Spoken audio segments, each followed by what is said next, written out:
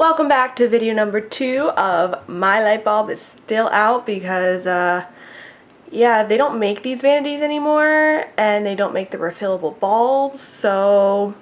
Hey, what's up everybody? It's Amaya. So today's video is going to be a little bit more of a ranty type of opinionated video. So if you don't like those type of videos, this one's probably not for you. Today we're just going full out opinion, full out rant, and talking about ugly palettes. I want to preface this by saying that, like I said, this is an opinionated video, so these are totally my opinions, and if you like these palettes, I'm not saying that your makeup is ugly or that your eyeshadow is ugly. I'm just saying from my perspective as, you know, a person, these are just kind of ugly to me. It's like you could look at my makeup right now and be like, that's ugly, I would never wear that. I might look at yours and think the same thing. So it's just difference of opinion. I was inspired by the many wonderful YouTubers who have done this video before me. I will put all of their channels and their videos down below, so be sure to check them out. And yes, without further ado, let's just hop right into the video. So I have a list on my phone right here, and I don't know if I'm going to get through all of these. I just kept Googling different brands' names and then eyeshadow palettes. I was shocked by how many eyeshadow palettes there were and how many ugly ones there were. Okay, so what I'm going to start with here, and this is honestly like the first thing that came to mind when I started thinking about palettes for this video. This is a whole collection of palettes. This is the Maybelline Nudes collection. So you have the original nudes, you have the blush nudes, you have the rock nudes, you have the 24K nudes, you have the graffiti nudes. I'm sorry, but you cannot have graffiti nudes. Like, did no one at the Maybelline office, like where they're doing their planning for their palettes, look around the room and say, hold on, okay, nudes, okay, natural colors, graffiti nudes. I just don't understand. And I know that nudes mean a lot of different things to a lot of different people, but from what it seems as though nudes mean to the majority of people, it means natural colors that are skin tones. So that means light, dark, medium, everything in between. And I can even understand a blushed nudes palette, okay? Because you have more like pinky nudes, more reddish nudes. I can understand that, all right? But rock nudes, this is just a purple and gray. This palette is depression. It's just so dark and gray and boring. And like the first quad of shadows is so light that I don't know who is supposed to use those. The graffiti nudes is just sad. Like, if you're going to call a palette graffiti, at least try, all right? At least try, because the only color that I see in here that I might see on graffiti is black. That's about it. Like, there's no neons in here, there's no brights. It's like Maybelline was trying to be like, we're cool, we know what the kids want. No, the kids don't want this. This is like what a 50-year-old aunt wants who's trying to be cool and hip. Can you imagine like all the executives in the office, like when they're designing this palette, they're like, oh my god, okay, we have a colorful palette coming out, like what should we call it? Like something really hip. And then someone's just like, oh my god, what do the kids love? Graffiti. Like, I don't even understand that. And then also 24K Nudes is just really interesting because it only has one gold shade in it, and it's called 24K Nudes. I mean, other than that, this could be a pretty color story, except for the fact that there are 2 blackish brown shades, 2 cream shades, and 1 white shade. So what am I supposed to put these shimmers on? Come on, Maybelline, step it up. You've been around for like 500 years. And then the blush nudes is honestly just chalk. I mean,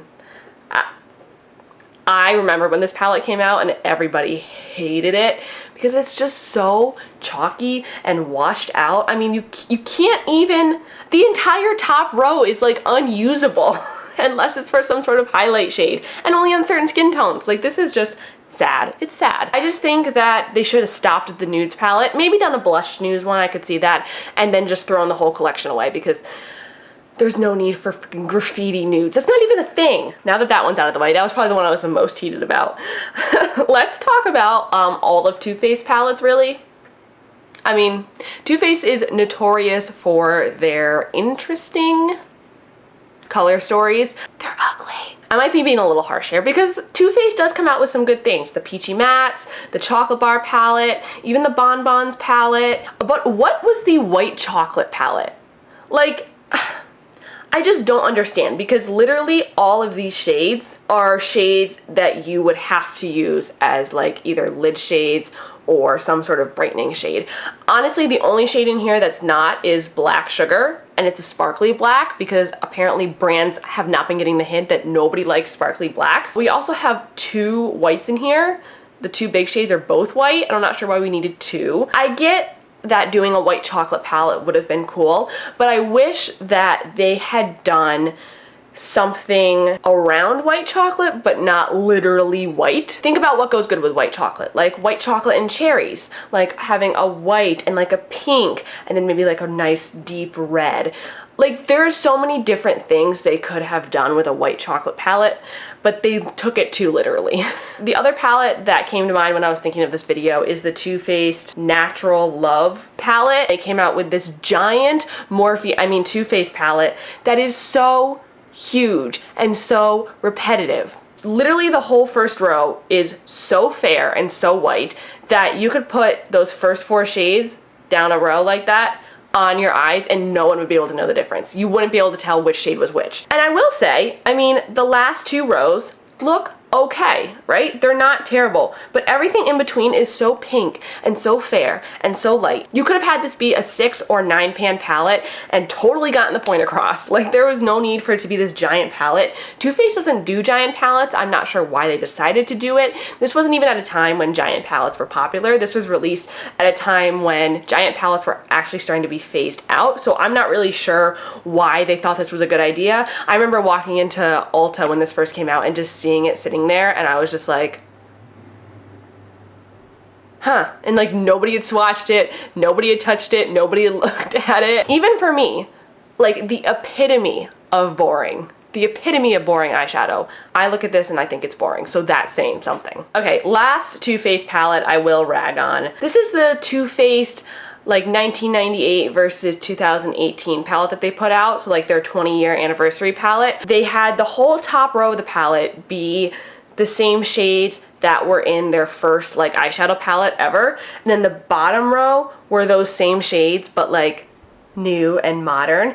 This is such a cop-out, and like I didn't hear like anybody talk about this really, but they literally just took a palette, made 1 row of shades, and then duplicated it and put it on the bottom row, because I get that they're pushing this as a whole like different formula, different look, but in the end, I mean, how different are these going to look on the eyes? I guess some of them are more like foiled and shimmery than the top ones, but why would you even put the top row there then? Why wouldn't you just remake the shades? I don't understand why we needed both. And I don't understand why I need to be this big. Also, the fact that the shadows are so small is just really unsatisfying to me. It feels very cheap. That's just me being crazy. I can understand if they released a 20th anniversary palette revamping their original palette. Great, cool, fine. Brands do that all the time. But this is just like they sold you the same thing twice. I just think it's kind of funny. So moving on, I found this palette from Tarte, which I do not remember coming out. I've never seen it before, so I don't know where I was, but this is the Call of the Wild Amazonian Clay palette. And I looked at this and I just thought to myself, huh? This palette is so ugly. Oh my god. Okay, so we have 3 shimmer shades, which look fine. I mean, they don't necessarily look like they're the best shimmers, but they're not terrible colors, although the bottom 2 ones literally look identical, so I don't know why I needed both.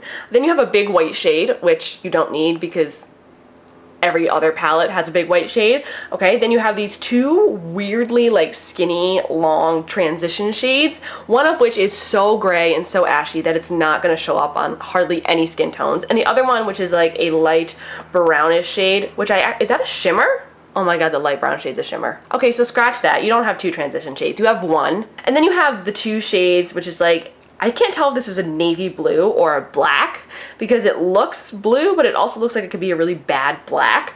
And then you also have this like literal concrete shade. I don't understand what part of this, other than like the cheetah print of the packaging, screams Call of the Wild. This screams like Call of the 50-year-old ladies. There's a reason why we have evolved, okay? There's a reason why we don't make shadows like this anymore. Leave this back in 2003. Leave this color story and this obscene amount of shimmer eyeshadows back in 2003. We've moved on. Let's stop it. I don't know. I don't understand the concept of this palette. And if you're gonna do a Call of the Wild palette or anything to do with like the jungle, look at any other palette that's been modeled after that. Do you see this color story? No! Again, I'm the queen of boring and I hate this. Okay, so I'm gonna talk for a second about Kylie Cosmetics. Here's the thing about Kylie Cosmetics. I think she does try. And I think for the most part, she is on point. However, what in the heck was the Royal Peach palette? I know that there was some people that were kind of hyped over this because it was, I think, Kylie's first bigger palette, and also because it wasn't such a neutral palette, you know?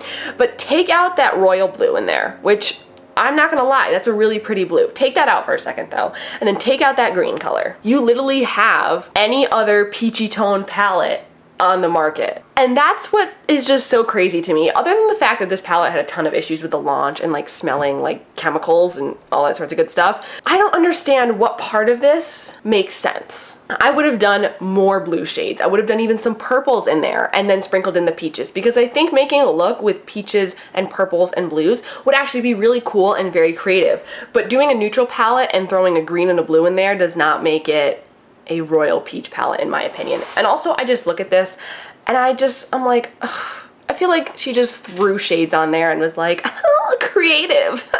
Okay, the last two palettes I want to talk about are from a brand that also puts out notoriously ugly palettes, and this is Urban Decay. And the two palettes I have to talk about were kind of from a similar time frame, I believe.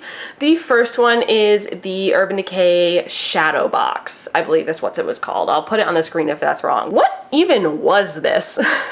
Like, I feel like I look at this and I actually start to feel more uninspired than I already feel during this quarantine. I can't even really tell what shades are matte, which shades are shimmer. It is so odd to me when brands do these palettes where it's mainly shimmer and then they'll put in like maybe one matte or two mattes. It doesn't make any sense. Either go all the way matte, all the way shimmer, or kind of a nice even in between.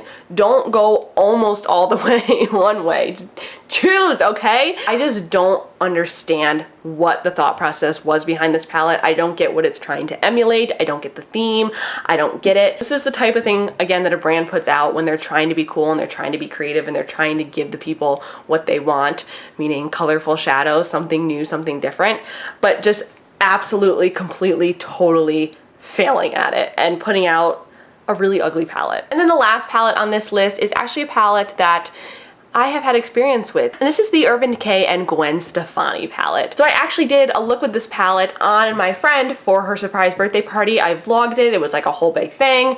Really cool. And I created a nice look with it, albeit I was much more inexperienced back then, so my makeup style was a little bit more muted and light and not as, you know, out there and dramatic. But when you look at this palette, the first thing I see is that 1, 2, 3, 4, 5, 6 shades are some form of cream slash white slash champagne. I remember using this palette and the two shades, Harajuku and 1997, I think it is, were literally exactly the same, and even I was a little bit like, and then you have this bright bubblegum pink and this bright yellowy gold and then this dark red and gray and then a black. I mean, this palette makes zero sense. And I just look at this and I'm like, oh God, what? And half of this palette is white. Just like pure white, cream, peach, whatever you want to call it. It's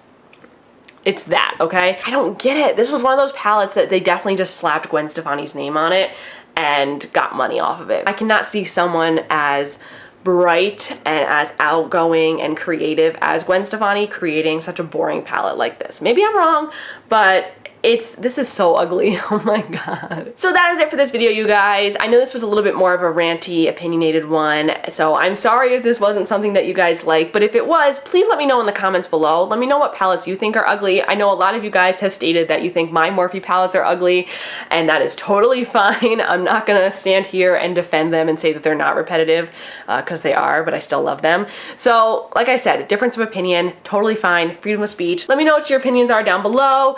Give this video a big thumbs up and subscribe if you haven't already. And yeah, I will see you in my next video. Mwah.